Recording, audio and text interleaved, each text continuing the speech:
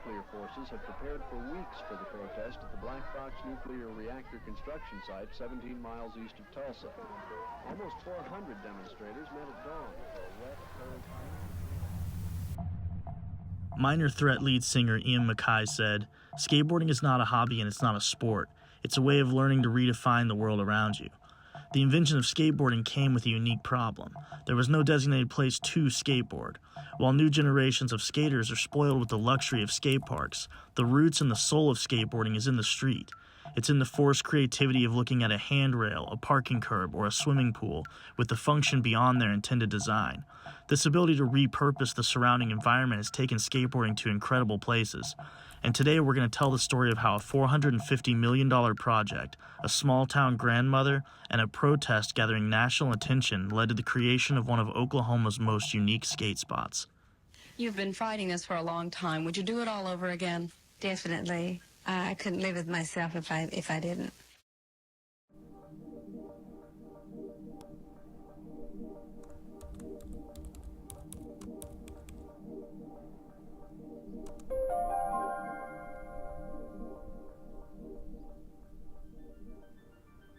A few miles outside of Tulsa, Oklahoma, an unremarkable stretch of land lies off the south shoulder of the highway. In the summer, overgrowth nearly hides the massive concrete structures that litter the field, but in the winter months they're harder to miss. Passing by, you'd probably never guess that at one point this land was part of a firestorm of controversy, legal disputes, protests, arrests, and the loss of millions and millions of dollars. But in the late 1970s and into the early 1980s, all of these things would be true, because this now mostly forgotten piece of land was known as Black Fox. Black Fox was a nuclear power plant proposed by the Public Service Company of Oklahoma in 1973 that would consist of two boiling water reactors similar to those found in the infamous Fukushima nuclear power plant in Japan. You know, the one that had a meltdown in 2011, which led to 110,000 people being evacuated. Yeah. But when Claremore, Oklahoma grandmother and teacher Carrie Dickerson got wind of the plans, she did her own research. Her conclusion was that nuclear power at the time was just too dangerous. She spoke out against the project and soon would have an army of like-minded individuals at her side. Black Fox is not dead, but we're sure going to kill it. On June 2, 1979, protesters crossed barbed wire fences and braved conditions to put a halt to the work on the site, which led to around 500 arrests. At the core are Rogers County sheriffs and PSO security guards. At the core awaits a grunt confrontation that will certainly end before we have really started what we meant to accomplish. On the other hand, only a half mile from here sits the nerve center of the construction, well outside of any fences, far from the main contingent of sheriffs. It is the main office for the construction site. Since that office directs and controls all of the activity at the Black Fox site, it is the most direct way to immobilize all activity. The statement was made. Carrie and her followers were not backing down, and after years of legal proceedings, PSO was forced to pull the plug on the project in 1982, losing millions of dollars in the process. What Carrie Dickerson or PSO couldn't have predicted is that after the fog of war had settled, the Black Fox nuclear site would become iconic for another reason. PSO had already hauled massive concrete pipes to the site, and after its subsequent failure, never bothered to demolish or move them. I knew the pipes had a long history of being skated before I ever made my way to the site for the first time. So I reached out to local Instagram account Tulsa Skate Archive, who was nice enough to point me to content of the pipes being skated, including its feature with Thrasher magazine and a segment from Fuel TV, which we will link in the description of this episode.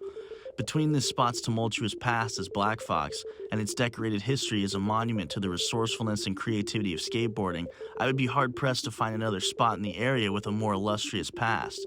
But it was time to hop out of that past and revisit Black Fox for myself to see what the present and future might hold for this iconic location. So we're out here at the former Black Fox nuclear site where great failures become great opportunities. And I brought someone with me to skate these beasts, which is my friend Joe right here. Met him in Tales from the Park, and we're going to see what he can do on these babies. Despite over 40 years of being left to the elements, the pipes are still in immaculate condition. A quick comparison even made me realize that some of the same graffiti was still present that was in the Fuel TV piece from the early 2000s. What also makes the spot so unique is that, to my knowledge, it might be the only full pipe spot in all of Tulsa or the surrounding area, something that's more common in California and other places, but insanely rare in the middle of Oklahoma. And as my friend Joe would quickly learn, full pipes create a host of new challenges. But after a bit of adapting and a few bails, Joe was really starting to dig the spot. Hey, I like it, I got that.